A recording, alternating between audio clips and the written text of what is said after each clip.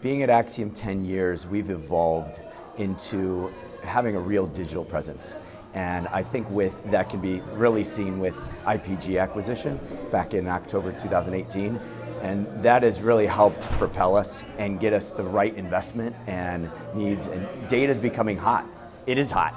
And I've been living that in the digital space for the past 9-10 years. And what I'm finding fascinating is our clients are becoming more educated.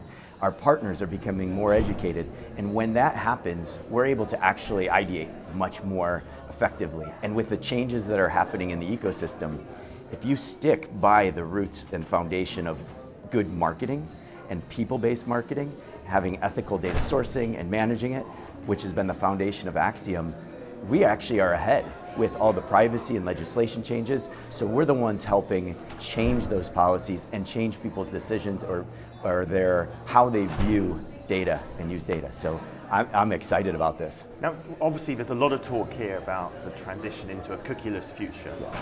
How are your clients dealing with that transition? Is it a digital apocalypse washing over them, or actually are most dealing with it relatively confidently? Yes. What kinds of responses are you seeing? Yes.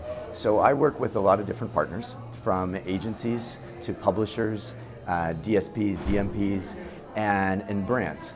And they all have a different perspective. But what you see, I think, the foundation is consent, and PII is what's going to be important, and being able to manage that. And you see some of the acquisitions happening where publishers are acquiring the programmatic platforms, ad tech platforms, so they can have the full stack. And they can manage the people and the consent that they get on there. And I think that's going to be important because they're going to need to own it and know what regulations are coming next. Is it going to be maids? Are they going to stop with IP addresses? What's going to happen with the industry? So it's a great time for Acxiom as a service provider, because we're going to able to consult with our brands, as well as even the publishers and platforms, to help them think about data, privacy, ethical use of that data, and then how to work with brands most effectively. So we're obviously, again, talking about transitions. Yes. In the middle of the evolution of a new framework for privacy and consent.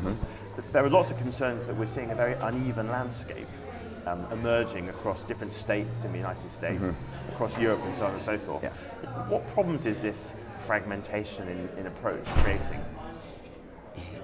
It creates if you're ready for it and you can be proactive, then it's not as big of an issue. But what we're seeing is people are being reactive to it because they don't know exactly what to do. And so they're focusing on CCPA, which is California.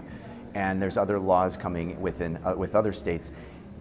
My view is you have to be prepared to apply it nationally or globally, where we're seeing legislation in Brazil and other countries.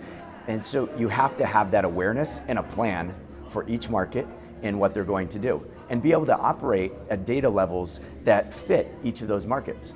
And as long as you have the foundation, privacy as your foundation and how you build your data and your products and your capabilities, then you should be prepared to be able to handle all situations.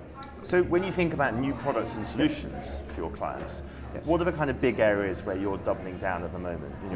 What do you see as the growth opportunities for the business over the next couple of years? Yes, I do think that connecting digital data into the core marketing, making sure you're bringing those worlds together and being able to use data in an anonymous and seamlessly with anonymous and known, and be able to connect the insights that you learn on both of those to more effectively market.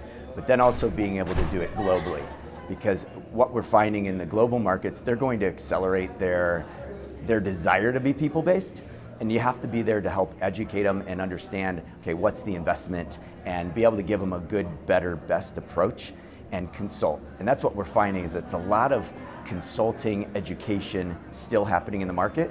And if you're willing to put in that effort, then you're going to really support those brands and those platforms that want to listen and actually take the advice.